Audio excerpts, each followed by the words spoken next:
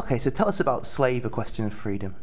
This started because I read a book, Mendes' book Slave, 5 years ago, and I decided with the issues within it and this Mendes story that I read, I wanted to translate that to a stage play.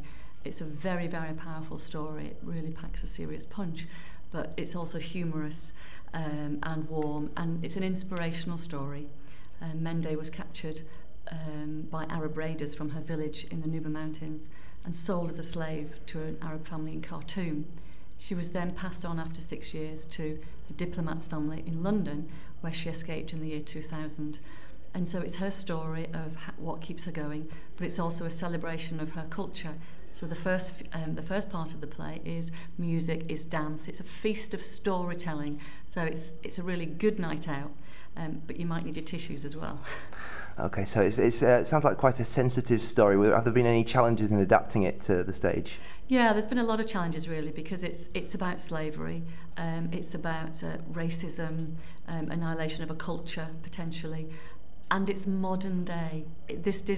Slavery didn't end 200 years ago. It's very much now. Mende escaped in the year 2000, and there are a lot of people enslaved in the world, all over the world, people that we know of in our city of Manchester, in London.